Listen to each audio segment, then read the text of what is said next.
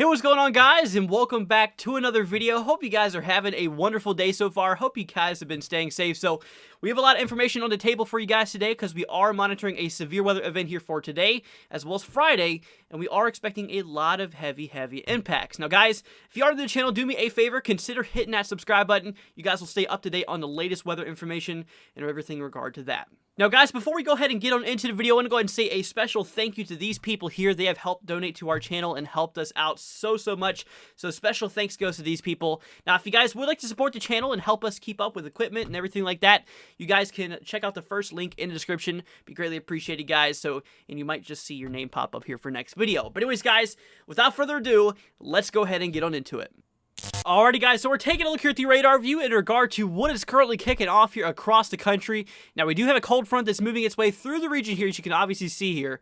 All of this precipitation from the Ohio Valley down to the southern plains. Now, there is going to be some thunderstorm activity with these storms here. We're going to discuss that more here in a moment. We also do have a bit of snow activity here across bits of southeastern Colorado, according to the radar here, as well as across the upper northwest. Areas here such as Washington and kind of across those upper elevations here, we are seeing a bit of rain and snow showers across the region. Now, other than that, guys, it's actually relatively clear across the country, as we are going to see on the satellite view down the line.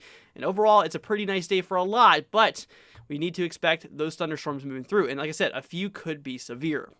Alrighty, guys, so now we're moving on here to the future radar in regard to what is expected to happen here down the line. Now, what we were looking at on the actual radar view is we were seeing that cold front drive its way through the region here. You guys can monitor the time on the upper right-hand corner. You guys can see up there. We're taking a look at the NAM 3-kilometer model based off of the future radar here. So, this is what we're talking about. We are expecting some thunderstorms across the southern United States. We're going to dive more into what you can expect with those thunderstorms here in a moment. This does stretch its way all the way up here into the Ohio Valley. There is a severe threat here for today. Like I said, we're going to go over that here in a moment. So we go ahead and track down here in time. You will notice that this will continue to advance its way here to the east, maybe delivering maybe a little bit of thunderstorm activity here across bits of the mid-Atlantic, as you can kind of see here, basically for the afternoon hours here for tomorrow. And this will continue to advance its way here until moving its way off the coast here for tomorrow evening. Now, there will be some snow showers across the northeast, as you can kind of see here according to this model in regard to things, and maybe a few more across bits of the upper northwest. Areas such as Wyoming here, maybe seeing a little bit more snow activity. But other than that, nothing too crazy is imminent here over the next day and a half or two. But like I said, as we progress here towards Friday, that's when you're going to start to see some pretty interesting things happen. But anyways, guys, I want to go ahead and pause the video here for 1 second. I want to go ahead and say that we do have a pretty cool merch page. If you guys do want to check it out, link is also in the description. Okay, so now we're moving on here to the overall risk with these severe thunderstorms we were talking about. So we're taking a look here at the Day 1 Convective Outlook. This is your thunderstorm forecast issued by the Storm Prediction Center. So this is the real deal in regard to the severe weather. So you might notice that there is actually two shades of color going on here. We have a light green and a dark green. Now, the light green basically shows that some thunderstorms could be possible here across the upper northwest, as well as bits of southern Florida, and kind of across, like I said, kind of covering across bits of the eastern United States as well. Now, like I said, once you move into the dark green, this is where the severity starts to kick in. Now, if you look at right above me, this basically shows that isolated, limited in duration and coverage storms might occur, but they are expected to be severe. We're going to break that down here right now. So this does include bits of the southern plains all the way up here into bits of the western northeast here. Now, in regard to tornadoes, now there's no chance for tornadoes today, thank goodness, because tornadoes are obviously something you don't want to deal with. However, damaging winds, there's a 5% chance here, as well as hail, a 5% chance here, relatively small compared to that wind chance across the southern plains. Now, the winds area here, this area here that you're seeing covered basically shows you have a 5% chance within 25 miles around you of seeing damaging winds 58 miles per hour or more. Now, in regard to hail, it's kind of similar, but like I said, it's a hail threat here. So basically, this is just showing you that you have a 5% chance here within 25 miles of you of having hail 1 inch in diameter or greater, basically just the size of a quarter. Now, theoretically, there could be, some higher events being possible, but that's just kind of what we are expecting here for today. Okay, so now we're moving on here to tomorrow. Now, you might notice we do have also two shades here. Basically, just a very small severe threat here across bits of the mid-Atlantic for bits of central North Carolina into southeastern Virginia. Now, once again, tornadoes is not going to be a concern, which is definitely some good news. However, damaging wind gusts and hail is going to be a probable outcome here. Like I said, basically hail just the size of a quarter being possible, and some damaging wind gusts could get up to 58 miles per hour or more, which can cause some localized damage. But overall, it's the lowest end of the threat here. It's nothing too crazy. However, now we move into the Day 5 Convective Outlook. This is here for Friday. So, Overall, we are expecting severe weather here across the central United States. We're going to break this down into models here in a moment, but this is the generalized area here. We are expected to see weather or severe weather here for Friday. So this does include bits of north central Texas. This does include bits of central Oklahoma, central Kansas, as well as south central Nebraska. This does include the populated cities here of Oklahoma City, Tulsa, Wichita, Norman, and Wichita Falls being here in Texas. So we need to watch out for this for the next few days because overall severe things are expected to happen. We're about to see the models that tornadoes, large hail, and damaging winds is going to be a concern yet again. So now, guys, we're taking a look here at the eyes in the sky in regard to what the current conditions are looking like here across the United States. Now, like I said, it's relatively nice across a lot of the country. You know, across the southwest here, it might be a little bit chilly across those upper elevations, but, you know, it's actually quite clear for the most part, which is obviously some good news. There is some sunlight going on here. Same thing for the central United States, but once we start to move into the Midwest here, as well as the Ohio Valley down to the southern plains, that's where you start to see a lot of your overcast skies. Across the southeast, it is tremendously nice today.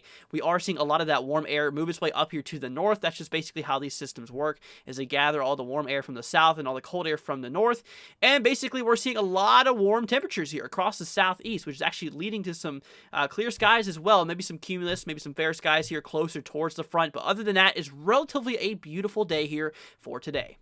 Alrighty, guys, so now we're moving on here to the long-range models in regard to our GFS model. Now, guys, once again, if you want to follow along in time, it's in the upper left-hand corner. You can actually see it's not in the time zone. It's actually in universal time. So the lower the number, basically, the earlier it is, and the higher the number, the later it is, basically.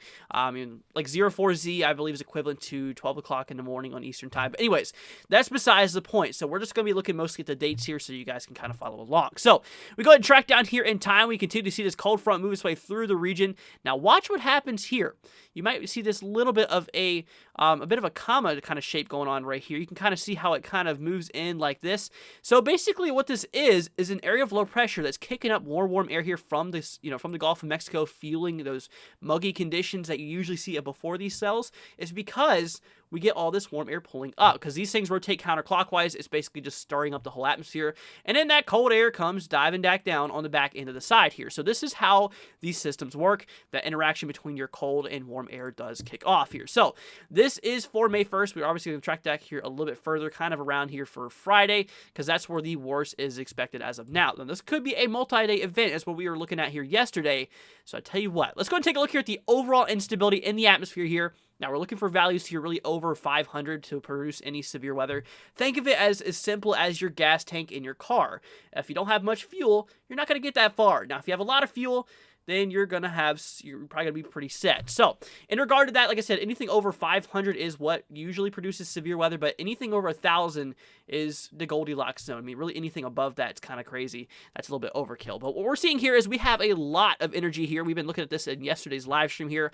We're actually looking over 2,000, near 2,500 here in some places across bits of Oklahoma and to bits of Kansas and southern Nebraska. That's where that overall risk was when we looked back at the Storm Prediction Center. So we have got to continue watching this. So this is for the afternoon hours here for the 29th. So this is for 21Z. This is roughly the late afternoon. I'd say probably around 5 or so, kind of estimating on the eastern side here.